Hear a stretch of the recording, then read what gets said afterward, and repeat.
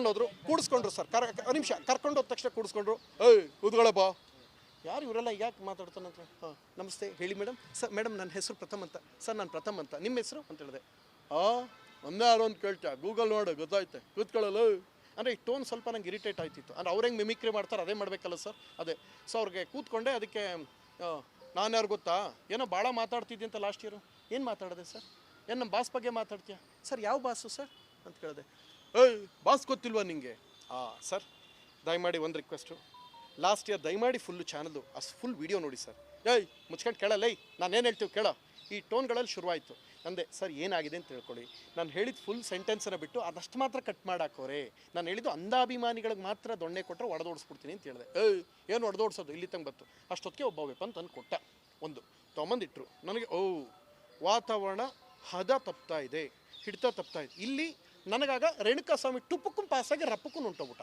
ನನಗೆ ಆ ಸ್ಟೇಜಿಗೆ ಬಂದಿದ್ದೆ, ರಪ್ಪಕ್ಕೂ ಬಂದು ಟುಪ್ಪಕ್ಕೂ ಹೊಂಟೋಗ್ಬಿಟ್ಟ. ಆಗ ಅಂದ್ಕೊಂಡೆ ಇಲ್ಲೇನೋ ಎಡವಟ್ಟಾಯ್ತದೆ ಅಂದ್ಕೊಂಡು, ಸರ್ ದಯವಿಟ್ಟು ಯಾರು ಮಾತಾಡಬೇಡಿ ಸರ್, ದಯವಿಟ್ಟು ಒಂಚೂರು ಅಮೆಝಾನ್ ಓಪನ್ ಮಾಡಿ ಸರ್ ಅಂತ ಹೇಳಿದೆ ಅಲ್ಲಿದ್ದವ್ರಿಗೆ. ಸರ್ ಯಾರು ಮಾತಾಡಬೇಡಿ ಸರ್, ಒಂಚೂರು ಅಮೆಝಾನ್ ಓಪನ್ ಮಾಡಿ ಸರ್. ನಟಭಯಂಕರ ಅಮೆಝಾನ್ ಐತೆ ಸರ್. ಫಸ್ಟ್ ಏನು ಹಾಕಿದ್ದೀನಿ ಗೊತ್ತಾ ಸರ್? ತೂಗ್ದೀಪ್ ಶ್ರೀನಿವಾಸು, ವಜ್ರಮುನಿ, ಸುಂದರ್ ಕೃಷ್ಣಾರಸು, ಸುಧೀರ್ ಅವರು ಫೋಟೋ ಹಾಕ್ಬಿಟ್ಟು, ಕನ್ನಡ ಚಿತ್ರರಂಗ ಶ್ರೀಮಂತಗೊಳಿಸಿದ ನೀವು ನಿಜವಾದ ನಟಭಯಂಕರರು, ನಾವೆಲ್ಲ ಬರೀ ಟೈಟ್ಲ್ ಇಟ್ಕೊಂಡು ಮಾಡ್ತಾ ಇದ್ದೀವಿ ಅಂತ ಹೇಳ್ಬಿಟ್ಟು, this is a respect that I am showing towards Darshan sir ಅಂತ ನಾನು ತೋರಿಸ್ದೆ. ಹಂಗೆ ಹೇಳಿದೆ. ಹಂಗೆ ಹೇಳಿದ್ಮೇಲೆ ಆಯಿತು, ಒಂದು ಸಲ ಚುಚ್ಚಿಬಿಟ್ರೆ ಏನೋ ಮಾಡ್ತಿಲ್ಲ ನೀನು ಅಂದ್ಬಿಟ್ಟು ಇನ್ನೊಂದು ಪದ ಹೇಳಿದ್ರು. ಅದು ನಾನು ಹೇಳಲ್ಲ, ಅದು ಅವ್ರಿಗೆ ಅಭ್ಯಾಸ ಆಗಿರುತ್ತೆ, ಅವ್ರ ಫ್ಯಾನ್ಸ್ಗಳಿಗೆ ಅಭ್ಯಾಸದಿಂದ ಒಂದು. ಈ ಜೊತೆಗೆ ಇನ್ನೊಂದೇನೋ ಇದಿಷ್ಟಕ್ಕೆ ಇಲ್ಲೇ ಮುಗಿತಲ್ಲ, ಸಿದ್ದರಾಮಣ್ಣ ಮತ್ತು ಡಿ ಕೆ ಶಿವಕುಮಾರ್ ಸರ್ನ ನಾನು ಭೇಟಿ ಮಾಡ್ತಾ ಇದ್ದೀನಿ. ಏನಕ್ಕೆ ಅಂತ ಹೇಳಿದ್ರೆ, ನೀವು ಕ್ಷೀರ ಬಗ್ಗೆ, ಅನ್ನ ಬಗ್ಗೆ, ಶಾದಿ ಬಗ್ಗೆ ಏನೇನೋ ಕೊಡ್ತಾ ಇದ್ದೀರಾ. 2,000 ರೂಪಾಯಿ ಹೆಣ್ಮಕ್ಳು ಕೊಡ್ತಾಯಿರಾ, ಹಾಗೆ 1,000 ರೂಪಾಯಿನ ಈ ಅನಕ್ಷರಸ್ಥ ಅಭಿಮಾನಿಗಳಿಗೆ ಕೊಡಬೇಕು. ಅನ್ಕಲ್ಚರ್ಡ್ ಫ್ಯಾನ್ಸ್ಗಳಿಗೆ ಏನು ಅಂದರೆ 1,000 ರೂಪಾಯಿ ಕೊಟ್ಟು 3 ಹೊತ್ತು ಫ್ರೀ ಊಟ ಕೊಡಬೇಕು, ಫೋನ್ ಕಿತ್ ಪಡಿಕೋಬೇಕು. ಬೇರೆಯವ್ರ ಹೆಣ್ಮಕ್ಳ ಗೌರವ ರಕ್ಷಣೆ ಹೇಗೆ ಅಂತ ಕಾಪಾಡೋದನ್ನು ದರ್ಶನ್ ಫ್ಯಾನ್ಸ್ಗಳಿಗೆ ಸರ್ಕಾರ ಇದೊಂದು ಹೊಸ ಯೋಜನೆ ಮಂಜೂರು ಮಾಡಬೇಕು. ಜೊತೆಗೆ ಈ ಥರ ಅವ್ರಿಗೇನೋ ಯಾರಿಗೂ ಇಲ್ಲದರಷ್ಟು ಫ್ಯಾನ್ಸ್ ಅವರಂತೆ, ಲಕ್ಷನೋ ಕೋಟಿನೋ ಅವರಂತೆ. ಕೋಟಿ ಜನ ಒಳ್ಳೆ ಪ್ರಜ್ಞಾವಂತರಾದರೆ ಅವ್ರು ಭಾರತದ ಆಸ್ತಿ ಆಗಲ್ಲ. ಇಸ್ರೇಲ್ಗಿಂತ ದೊಡ್ಡ ಇದಾಗ್ಬಿಡಲ್ವ ನಮ್ಮದು? ಇಸ್ರೇಲ್ ಅಮೆರಿಕಾಗಿಂತ ದೇಶ ಇಂಪ್ರೂವ್ ಆಯ್ತೆ. GDP ಜಾಸ್ತಿ ಆಗಬೇಕು ಅಂದ್ರೆ ಏನು ಮಾಡಬೇಕು?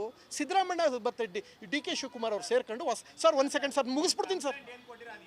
ನಾನು ಅದು ಹೇಳಾಗಿದೆ ಸರ್. ನಾನು ಹಳೆ ಕತೆ ಹೇಳ್ತಾ ಇಲ್ಲ ಸರ್. ಒಂದು ಕೆಲಸ ಮಾಡಿ ಸರ್, ಸುಮ್ಮನಿರಿ ಸರ್. ಅದು ಹೇಳಿದ್ದಲ್ಲ ಸರ್. ಒಂದು ಕೆಲಸ ಮಾಡಿ ಸರ್, ಕಾಪಿ ಅವ್ರು ಕೊಡ್ತೀನಿ ಸರ್. ಹೇಳಿದ್ದಲ್ಲ ಸರ್, ನೀವು ಕೇಳಿಸ್ಕೊಳ್ಳ ಬಿಟ್ಬಿಡಿ ಸರ್. ನೀವು ಹಾಕ್ಬೇಡಿ ಸರ್, ದಯವಿಟ್ಟು ಬಿಡಿ ಸರ್. ಹಾಕ್ಬೇಡಿ ಸರ್, ಹಾಕ್ಬೇಡಿ ಸರ್. ಹಾಕ್ಬೇಡಿ ಸರ್, ಹಾಕ್ಬೇಡಿ ಸರ್. ಏನು ಹೇಳ್ತಾ ಇರೋದು? ಹಾಕ್ಬೇಡಿ ಸರ್ ಅಂತ ಹೇಳ್ತಾ ಇರೋದು. ನೀವು ಅಷ್ಟೇ ಹಾಕ್ಬೇಡಿ ಸರ್. ನಂದು ಹಾಕ್ಬೇಡಿ ಸರ್. ಸುಮ್ಮನಿರಿ ಸರ್, ಹಾಕ್ಬೇಡಿ ಸರ್. ವೆಪನ್ ಬಂದಿರೋದು ನಮಗೆ, ಸುಮ್ಮನಿರಿ ಸರ್. ಸುಮ್ಮನಿರಿ ಸರ್. ನಾನು ಹೇಳ್ತಾ ಇದ್ದೀನಿ ಸರ್. ನಾನು ಏನು ಹೇಳಬೇಕು ಹೇಳ್ತೀನಿ ಸರ್, ಇಲ್ಲ ಅಂದರೆ ಬಿಟ್ಬಿಡಿ ಸರ್. ನೀವು ಹಾಕ್ಬೇಡಿ ಸರ್. ಬೇಕರಿ ರಘು ಅಂತ ಅವರು ದರ್ಶನ್ ಅವ್ರ ಜೊತೆ ಒಂದೇ ಬ್ಯಾರಿಕಲ್ಲಿ ಇದ್ರು, ಜೈಲಲ್ಲಿ ಇದ್ರಂತೆ. ಸೊ ಇದನ್ನು ಇದು ಯಾವುದದು ಆ ಸ್ಟೇಷನ್ ಯಾವುದದು ಅದು ಪರಪ್ಪನಗ್ರಹದಲ್ಲಿ ಎನ್ಕ್ವೈರಿ ಮಾಡಿ, ಇಬ್ಬರದು ಒಂದೇ ಕಡೆ ಫೋಟೋ ಇದೆ. ಸೊ ಅವ್ರು ತೋರಿಸಿದ್ರಿಂದ ನಾನೇನಾರು ಇದು ಕಂಪ್ಲೇಂಟ್ ಕೊಟ್ಟರೆ ಇದಾಗುತ್ತೆ, ಯಾವುದದು ಏನಾಗುತ್ತೆ, ಆ ಬೇಲಿಗೆ ಸಮಸ್ಯೆ ಆಗುತ್ತೆ ಅನ್ನೋ ಕಾರಣಕ್ಕೆ ಬಾಯಿ ಮುಚ್ಕೊಂಡಿದ್ದೆ. ನೋಡಿದ್ರೆ ನೆನ್ನೆಯಿಂದ ನನ್ನ ವಿರುದ್ಧನೇ ತಿರುಗಿಸಿ 2,000 ಪೇಜಲ್ಲಿ ಎಕ್ಸ್ಟ್ರೀಮ್ ಡ್ಯಾಮೇಜ್ ಮಾಡ್ಕೊಂಡು ಕೂತವ್ರೆ. ಸೊ ಇದು ನನ್ನ ಪರ್ಸ್ನಲ್ ಆಗಿರುವಂಥ ಪ್ರಾಬ್ಲಮ್ ಸರ್. ವೆಪನ್ ತೋರಿಸೋ ತನಕ ಇಷ್ಟು ದಿನ ಬರೀ ಮೀಡಿಯಾದಲ್ಲಿದ್ವು, ಈಗ ವೆಪನ್ ತೋರಿಸೋಕೆ ಬಂತಲ್ಲ ಅನ್ನೋ ಕಾರಣಕ್ಕೆ ಅಸಮಾಧಾನ ಇರುತ್ತೆ ಸರ್.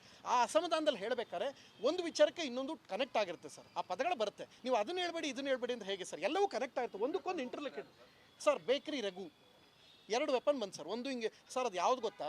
ದರ್ಬಾರ್ ಅಂತ ಸಿನಿಮಾ ಐತೆ ರಜನಿಕಾಂತದ್ದು. ಅಲ್ಲಿ ಸುನಿಲ್ ಶೆಟ್ಟಿ ವಿಲನ್ನು. ಹಿಂಗೊಂದು ಚಾಕು ತೆಗೆದು ಹಿಂಗೆ ಅಮುಕ್ತು ಚುಂಕ್ ಉದ್ದ ಬರ್ತದೆ. ಅದು ಒಳಗೆಲ್ಲ ಮುಳ್ಳು ಚುಂಕ್ ಚುಚ್ಚುರೆ ಕರಳು ಇದು ಆರ್ಟು ಒಳಗಡೆ ಬಂದ್ಬಿಡ್ತದೆ ಅಂತ ಚಾಕದು. ಅದು ನೋಡಿದಾಗ ನಾನು ಶಾಕ್ ಆಗಿ ಶೇಕ್ ಆಗ್ಬಿಟ್ಟೆ. ಇನ್ನೂ ಏನಾರು ಚುಚ್ಕಿಬಿಟ್ರು 2ನೇ ರೇಣುಕಾಸ್ವಾಮಿ ನಾನಾಗೋದನೋ ಅಂದ್ಕೊಂಡು ಸುಮ್ಮನೆ ಸೈಲೆಂಟಾಗಿ ಕೂತ್ಕೊಂಡು. ಇದು ಅಣ್ಣಂಗೆ ಅರ್ಥ ಆಯ್ತಿಲ್ಲ, ಸಾರ್ಗೆ ಅರ್ಥ ಆಯ್ತಿಲ್ಲ. ಅವ್ರಿಗೆ ಪ್ರಥಮ ಏನೇನೋ ಹೇಳ್ತಾನೆ, ನೋವಲ್ಲಿ ಬರ್ತದೆ ಹತ್ತು ಮಾತು. ಅಣ್ಣಂಗೆ ಅರ್ಥ ಆಯ್ತಿಲ್ಲ, ನಾನು ಹೆಂಗೆ ಅವ್ರಿಗೆ ಮನವರಿಕೆ ಮಾಡಿಕೊಡ್ಲಿ?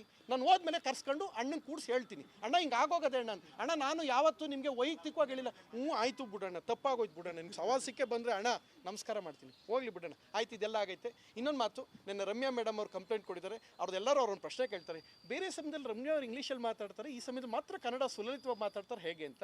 ಸರ್ ಒಂದು ಕೇಳಿಸ್ಕೊಳ್ಳಿ, ಇವರೆಲ್ಲ ಅನ್ಎಜುಕೇಟೆಡ್ ಫ್ಯಾನ್ಸ್, ಅವ್ರಿಗೆ ಇಂಗ್ಲೀಷಲ್ಲಿ ಹೇಳಿದ್ರೆ ಏನು ಅರ್ಥ ಆಯ್ತೆ? ನಿಮ್ಗೆ ಆ ಕನ್ನಡ ಅರ್ಥ ಆಗಲ್ಲ, ಇಂಗ್ಲೀಷ್ ಅರ್ಥ ಆಗಲ್ಲ ಅಂತ ಕಂಡ್ರು, ಅವರು ಕನ್ನಡದಲ್ಲಿ ಹೇಳಿರೋದು. ಇದೆಲ್ಲದ್ರ ಜೊತೆಗೆ ಒಂದು ಪ್ರೀತಿಯಿಂದ ಒಂದು ಮಾತು ಹೇಳ್ತೀನಿ. ಎಲ್ಲ ಕರೆಸಿದ್ದು ಪ್ರೋಗ್ರಾಮ್ ಮಹೇಶ್ ಅವರು ಆ್ಯಂಡ್ ಪ್ರತ್ಯಕ್ಷದರ್ಶಿ ಇವರು. ಒಂದು ಮಾತು ಕೇಳ್ತೀನಿ, ನಾನು ನಿಮ್ಮ ಎಲ್ಲ ಪ್ರಶ್ನೆಗೂ ಒಂದೊಂದೇ ಸೆಂಟೆನ್ಸಲ್ಲಿ ಕ್ಲಿಯರ್ ಮಾಡ್ತೀನಿ. ಮಹೇಶ್, ನೀವು ಪೂಜೆಗೆ ಕರೆದಿದ್ದು ನಿಜಾನ ಮಹೇಶ್? ನಿಜ. ಅಲ್ಲಿ ಬಂದಾಗ ಪೂಜೆ ಮುಗಿಸ್ಕೊಂಡು ನನ್ನ ಪಾಡಿಗೆ ನಾನು ಕಾರ್ ಹತ್ತೋದಾಗ ಬಲವಂತವಾಗಿ ಕರ್ಕೊಂಡೋದ್ರು ಅಥವಾ ನಾನೇ ಅವ್ರ ಕಡೆಗೆ ಹೋದ್ನೋ? ಸರ್ ಬಲವಂತವಾಗಿ ಕರ್ಕೊಂಡು ಹೋದ್ರೆ ನಾನೇ ಅವ್ರ ಕಡೆ ಹೌದು ಅವ್ರು ಕರೆದಿದ್ದಕ್ಕೆ ಸರ್ ಹೋದ್ರು. ಆಯಿತು. ಅಲ್ಲಿ ಹೋದಾಗ ಮಾತುಕತೆ ಆಡಬೇಕಾದ್ರೆ ವೆಪನ್ ತೆಗೆದ್ರ ಇಲ್ವಾ, ಅವರು ವೆಪನ್ ತೆಗೆದ್ರ ಇಲ್ವಾ ಅಷ್ಟೇ ಕೇಳ್ತಾರೆ ಜನ. ಅವರು ಈ ತಲೆ ಎಳ್ಳಡ್ಸೋದ್ರಲ್ಲಿ ಬಾಯಿ ಹೇಳಬೇಕು, ಭಗವಂತ ನಾಲ್ಗೆ ಕೊಟ್ಟವನೇ. ಹೌದೌದು ಸರ್. ಹೌದಾ? ಸರ್ ನಿಮ್ಗೆ ದಾಖಲೆ ಸಿಗ್ತಾ ಸರ್? ಇದಿಷ್ಟೇ ಕೇಳಿ ಸರ್, ಅವ್ರನ್ನ ಕೇಳಿ ಸರ್. ಇರಿ ಅವ್ರು ಹೇಳ್ತಾರೆ. ಮಹೇಶ್ ರಕ್ಷಕ್ ಬಗ್ಗೆ ನಾ ಮಾತಾಡ್ತೀನಿ ಇರ್ರಿ ಸರ್. ರಕ್ಷಕ್ ಬಗ್ಗೆ ನಾ ಮಾತಾಡ್ತೀನಿ ಕೇಳಿ ಸರ್. ರಕ್ಷಕ್ ಬಗ್ಗೆ ಹೇಳ್ತೀನಿ ನೋಡಿ. ಅವ್ರು ಬಂದಿರೋದು ನಿಜ, ನಾನು ಅವ್ರ ಜೊತೆಗೆ ಬಂದಿದ್ದು. ನಾನು ಬಂದಿರೋದೇ ರಕ್ಷಕ್ ಪರವಾಗಿ ಅಂತ ಕೇಳಿ. ನಾನು ಇರೋದು ರಕ್ಷಕ್ ಜೊತೆಗೆ ಇರೋದು, ಅವ್ರ ಜೊತೆಗೆ ಯಾವಾಗೂ ಇದ್ದೇ ಇರ್ತೀನಿ. ಅವನು ಯಾವುದೇ ಕಾರಣಕ್ಕೂ ಸುಪಾರಿನೂ ಕೊಟ್ಟಿಲ್ಲ, ಯಾವುದೂ ಇಲ್ಲ. ಅವ್ನು ಬಂದಿರೋದು ಸತ್ಯ. ಆ ಸ್ಪಾಟಲ್ಲಿ ಏನು ನಡೆದಿದೆಯೋ ಡ್ರ್ಯಾಗನ್ ತೆಗ್ದಾಗಂತೂ ನಾವು ಇರಲಿಲ್ಲ, ಪಕ್ಕದಲ್ಲಿ 10 ಅಡಿ ಡಿಫ್ರೆನ್ಸಲ್ಲಿ ನಾನಿದ್ದೆ. ರಕ್ಷಕ್ ಎಲ್ಲಿದ್ರು ಅಂತ ಕೇಳ್ತಾ ಇದ್ರು. ಅದನ್ನ ಹೇಳಿ. ಅವರು ನಿಮ್ ಪಾತ್ರ ಕೇಳ್ತಾರೆ ಪ್ರಮೋದಣ್ಣ. ಒಂದ್ ನಿಮಿಷ, ಅವರು ನಿಮ್ ಪಾತ್ರ ಕೇಳ್ತಾ ಇಲ್ಲ. ವೆಪನ್ ತೆಗೆದಾಗ ರೌಡಿಗಳ ಜೊತೆ ರಕ್ಷಕ್ ಅಷ್ಟೇ. ಅದನ್ನ ಅವ್ರು ಒಪ್ಕೊಳಕ್ಕೂ ರೆಡಿ ಇದ್ದಾರೆ. ಅವ್ನು ಇನ್ನು 22 ವರ್ಷ 23 ವರ್ಷದ ಹುಡುಗ. ಅವನು ಭಯ ಬಿತ್ತನಾಗವನೆ. ಅಲ್ಲಿ ನಡೆದಿರೋ ಜಾಗದಲ್ಲಿ ಸ್ಪಾಟ್ ಅಲ್ಲಿ ಭಯ ಬಿದ್ದಿದ್ದಾನೆ. ಇದೊಂದು ಇನ್ಸ್ಟೇಟ್ ಆಗಿದೆ. ಬಟ್ ಪ್ರಥಮ್ ಸರ್ ಅವರು ಸೆಟ್ಲ್ಮೆಂಟ್ ಮಾಡ್ಕೊಂಡು ಇದು ಟೇಬಲ್ ಮ್ಯಾಗೆ ಮುಗಿಸೋಣ ಅಂತ ಹೇಳಿ ಒಳ್ಳೆ ಮನಸ್ಸಿಂದ ಹೇಳಿದ್ರು. ರಕ್ಷಕ್ ಅವ್ರು ಮಾಡಿದ್ರು, ಅಣ್ಣ ತಮ್ಮಂದ್ರ ಥರ ಇದ್ರು. ಯಾವುದೇ ವೈಯಕ್ತಿಕವಾಗಿ ಇವ್ರಕ ಗಲಾಟೆಗಳಿಲ್ಲ. ರಕ್ಷಕಕ್ಕಾಗಲಿ ಇವ್ರಿಗಾಗಲಿ ಯಾವುದೇ ಥರವಾಗಿ ಇಲ್ಲ. ಇವತ್ತು ಅಣ್ಣ ತಮ್ಮಂದ್ರ ಥರನೇ ಮಾತಾಡ್ತಾರೆ. ಸುಪಾರಿ ಕೊಟ್ಟಿರೋದು ಅವೆಲ್ಲ ಸುಳ್ಳು. 2 ಅವರ್ಗೆ ಮುಂಚೆ ಬಂದಿದ್ದು ನಿಜ, ಕುತ್ಕೊಂಡಿದ್ದು ನಿಜ, ಮಾತಾಡಿದ್ದು ನಿಜ. ಅವ್ನು ಇರೋದೇ ಆ ಥರ ವ್ಯಕ್ತಿ. ಇಲ್ಲಿ ಆಯ್ತು, ಇಲ್ಲಿಗೆ ನಿಲ್ಲಿಸಿ. ಲಾಸ್ಟ್ ಸರ್, ಈಗ ಕಂಪ್ಲೇಂಟ್ ಕೊಟ್ಟಿದ್ದೀನಿ. 15 ನಿಮಿಷದಲ್ಲಿ ನಿಮಗೆ ಅದ್ರ ಕಾಪಿ ಸಿಗುತ್ತೆ ಸರ್.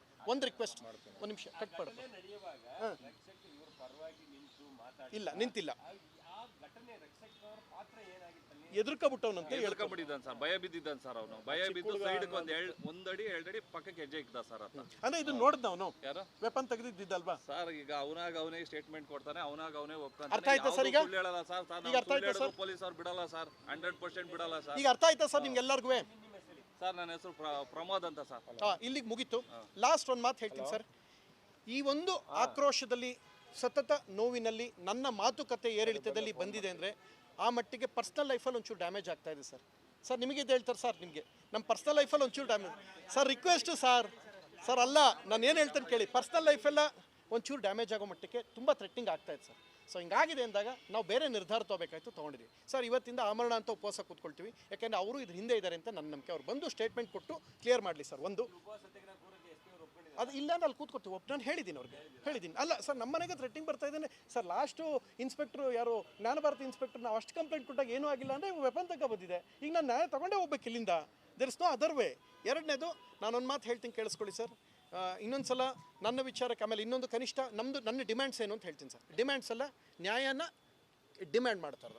ಡಿಮ್ಯಾಂಡ್ಸಲ್ಲಿ ನ್ಯಾಯ ಮೆನ್ಷನ್ ಮಾಡ್ಕೊಂಬಿಡಿ. ಮೊದಲನೇದೇನೆಂದರೆ ದರ್ಶನ್ ಸರ್ ಬಂದು ಇಲ್ಲಿ ಸ್ಟೇಟ್ಮೆಂಟ್ ಕೊಟ್ಟು SP ಗೆ, ಯಾಕೆಂದರೆ ಪ್ರಥಮ ಅವ್ರ ವಿಚಾರದಲ್ಲಿ ನಮ್ದಿಲ್ಲ, ನಮ್ಮ ಹುಡುಗರು ಯಾವುದೇ ಇದ್ದ ಕಾರಣಕ್ಕೆ. ಎರಡನೇದು, ಅವರು ಸೋಷಿಯಲ್ ಮೀಡಿಯಾದಲ್ಲಿ ಹಾಕ್ಬೇಕು ಸರ್. ಯಾವ ಕಲಾವಿದ್ರಿಗೂ ಥ್ರೆಟ್ಟಿಂಗ್ ಮಾಡಬಾರ್ದು. ನಮ್ಮ ಹುಡುಗರು ನಮ್ಮ ಕನ್ಸ್ಟ್ರಕ್ಟಿವ್ ಕಟ್ಕೊಂಡು ಹೋಗ್ಬೇಕು. ದರ್ಶನ್ ಅವ್ರು ಸಿನಿಮಾ ರಿಲೇಟೆಡ್ ಇದೆ ಕಟ್ಕೊಂಡು ಹೋಗ್ಬೇಕು. ಯಾರಿಗೂ ಸಮಸ್ಯೆ ಮಾಡಬಾರ್ದು, ಯಾರನ್ನು ಅಮ್ಮ ಅಕ್ಕ ಅಂತ ಬಯೋದು ಇದು ಯಾವುದು ಮಾಡಬಾರ್ದು ಅಂತ ದರ್ಶನ್ ಅವ್ರು ವೀಡಿಯೋ ಮಾಡಿ ಅಥವಾ ಸೋಷಿಯಲ್ ಮೀಡಿಯಲ್ಲಿ ಹಾಕ್ಬೇಕು. ಅಲ್ಲಿ ತನಕ ಆಮರಣ ಅಂತ ಉಪವಾಸ ಮಾಡ್ತೀನಿ ಸರ್. ಮೂರನೇದೇನು ಅಂದರೆ ಕನಿಷ್ಠ 150 ಈ ಥರ ಫೇಕ್ ಪ್ರೊಪಗಂಡ ಹರಡಿಸ್ತಾ ಇದ್ದಾರಲ್ಲ ಪೇಜಸ್ಗಳು, ಆ ಪೇಜಸ್ಗಳು ಡಿಲೀಟ್ ಆಗಬೇಕು.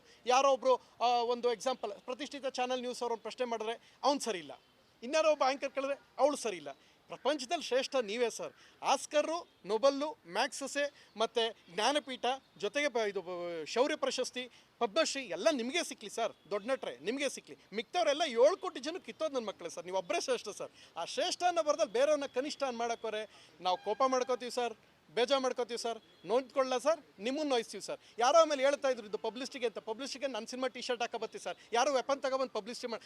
ಸ್ವಲ್ಪ ಕಲ್ಚರ್ ಇಲ್ಲದೆ ಇದ್ದವ್ರಿಗೆ ಹೇಳಿ ಸರ್, ದಯವಿಟ್ಟು ನಿಮ್ಮ ಫ್ಯಾನ್ಸ್ಗಳಿಗೆ ಹೇಳಿ ಸರ್, ಸ್ವಲ್ಪ ಬುದ್ಧಿ ಕಲಿಸಿ ಸರ್. ನೀವಂತೂ ಏನು ಹೇಳೋದು ತಲೆಗೆ ಆಮೇಲೆ ಇವೆಲ್ಲ ನೋಡ್ದೇನಿಲ್ಲ ಸರ್.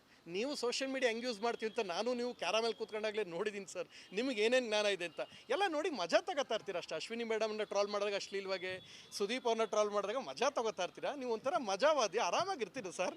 ಮಜಾ ತೊಗೊಂಡು ಆರಾಮಾಗಿರ್ತೀರ. ಬಟ್ ಈ ಸಲ ಇನ್ಮೇಲೆ ನಡೆಯಲ್ಲ ಸರ್. ನಿಮ್ಮ ಫ್ಯಾನ್ ಪೇಜಸ್ ಡಿಲೀಟ್ ಆಗಬೇಕು ಸರ್. ಪ್ರಥಮ ವಿಚಾರಕ್ಕೆ ಬರಬೇಕು ಸರ್. ನನ್ನ ಕಡೆ ನಿಮ್ಮ ಕಡೆಯಿಂದ ಏನು ಸಣ್ಣ ತಪ್ಪಾರು ನಾನು ಬಿಡಲ್ಲ ಸರ್. ನನ್ನ ವಿಚಾರದಲ್ಲಾದರೆ ನಾನು ನಿಮ್ಮ ವಿರುದ್ಧ ಕೂತ್ಕೋತೀನಿ. ನಾನು ಸಿನಿಮಾ ಬಿಟ್ಟು ಹೋಗ್ತಾ ಇದ್ದೀನಿ ಸರ್. ಇಲ್ಲಿಗೆ ನಮ್ಮ ಮನೆಗೆ ಹೋಗ್ತಾ ಇದ್ದೀನಿ. ನಮ್ಮೂರು ಚಾಮರಾಜನಗರಕ್ಕೆ ಹೋಗ್ತಾ ಇದ್ದೀನಿ, ಬೇರೆಯವ್ರಿಗೆ ಒಳ್ಳೇದಾಗಲಿ ಅಂತ ಈ ದೃಢವಾದ ನಿರ್ಧಾರ ತೊಗೊಂಡೆ ಸರ್. ಯಾಕೆ ನಮ್ಮಲ್ಲಿ ನನ್ನ ಡ್ಯಾಮೇಜ್ ಆಗಿದೆ. ಇನ್ಮೇಲೆ ಪ್ರಥಮ ನೀವು ಬೆಂಗಳೂರಲ್ಲಿ ಇರೋದು ಬೇಡ, ವಾಪಸ್ ಊರಿಗೆ ಸರ್. ಊರಿಗೆ ಹೋಯ್ತಾ ಇದ್ದಂತೆ ಬದನೆಕಾಯಿ ತೊಟ್ಟು ಗೊಳಗೊಟ್ಟೆ ಯಾವ ನನ್ನ ಮಗನಿಗೆ ಎದುರ್ಕೋಬೇಕು ಸರ್? ಯಾವ ನನ್ನ ಮಗನಿಗೆ ಎದುರ್ಕೋಬೇಕು ಹೇಳಿ ಸರ್? ಏನೋ ಕಿತ್ಕೊಳ್ಳೋಕ್ಕಲ್ಲ ವಿಗ್ಗಲ್ ಏನೂ ಕಿತ್ಕೊಳ್ಳೋಕ್ಕಲ್ಲ. ಇದನ್ನು ತಲೆಯಲ್ಲಿ ಇಟ್ಕೊಂಡು ನೀವಾರು ಹೇಳಿ ಸರ್. ಸ್ವಲ್ಪ ಇದಿಷ್ಟು ಹೇಳಬೇಕಾಯ್ತು, ಹೇಳಿದ್ದೀನಿ ಸರ್. ಬೇರೆಯವ್ರನ್ನ ತೇಜೋವಾದಾಗ ಏನಾರು ಹೋದರೆ ನಾವು ಈಗ ಸರ್ ನಾವು ಸುಪ್ರೀಂ ಕೋರ್ಟ್ ಜಡ್ಜ್ಮೆಂಟ್ ನಿಮ್ಗೆ ತೊಂದರೆ ಆಗಬಾರ್ದು ಅನ್ನೋ ಕಾರಣಕ್ಕೆ ಸುಮ್ಮನಿದ್ವಿ. ನಿಮ್ಮ ಹುಡುಗರು ವೆಪನ್ ತೋರ್ಸಕ್ಕೆ ಸುಮ್ಮನೆ ನೋಡ್ಕೊಂಡು ಕೂತ್ಕೊಳ್ಳೋದು ಅವೆಲ್ಲ. ಆಮೇಲೆ ಇನ್ನೊಂದು ಸರ್, ಪೊಲೀಸ್ ಡಿಪಾರ್ಟ್ಮೆಂಟ್ ಬಗ್ಗೆ ತುಂಬ ಪ್ರೀತಿ ಇದೆ. ಬಾಬಾ ಸರ್ ಎಲ್ಲನೂ ರೆಸ್ಪಾನ್ಸಿಬಿಲಿಟಿ ತೊಗೊಂಡು ಮಾಡ್ಕೊಟ್ಟಿದ್ದಾರೆ. ಆ್ಯಂಡ್ ಲಾಸ್ಟ್ ಅವರೆಲ್ಲ ಓದ್ ಕಡೆಗೆಲ್ಲ ದಯವಿಟ್ಟು ನೀವು ಇದು ಒಂದೇ ಒಂದು ಎಸ್ಕಾರ್ಟು ಇದು ಯಾವುದು ಕೊಡಕ್ಕೆ ಹೋಗ್ಬೇಡಿ ಸರ್. ಏನೂ ಆಗಲ್ಲ ಸರ್. ಒಬ್ಬ ಕಲಾವಿದ ಅಷ್ಟೇ ಸರ್, ನಾವೇನು ದೇವರಲ್ಲ. ನಾನು ಹೇಳೋದಷ್ಟೇ, ಕಲಾವಿದರನ್ನ ದೇವ್ರು ಮಾಡೋಕ್ಕೆ ಹೋಗ್ಬೇಡಿ. ಎಲ್ಲ ಕಳ್ಳನ ಮಕ್ಕಳು. 2 ದಿನ ಈ ಅಭಿಮಾನಿಗಳು ಒಂದು ಮೆಸೇಜ್ ಲಾಸ್ಟ್ ಕೊಟ್ಟು ನಿಲ್ಲಿಸ್ತೀನಿ ಸರ್. ಇದು 2 ದಿನ, just 2 days, only 2 days, only 2 days. ನೀವು ಇಷ್ಟಪಡೋ ಮುಗಿತೀರಿ ಇವತ್ತಿಂದ ಈ ಕ್ಷಣದಿಂದ ಉಪವಾಸ ಅವ್ರು ಬರೋ ತನಕ ಈಗಲೇ ಸರ್. ಲಾಸ್ಟ್ ನಾನು ಅದನ್ನು ಸೈನ್ ಹಾಕ್ಬಿಟ್ಟು ಆ ಕಾಪಿ ತಂದು ಕೊಡ್ತೀನಿ ನಿಮಗೆ. ಅಲ್ಲಿ ಟೈಪಿಂಗ್ ನಡೀತಾ ಇದೆ.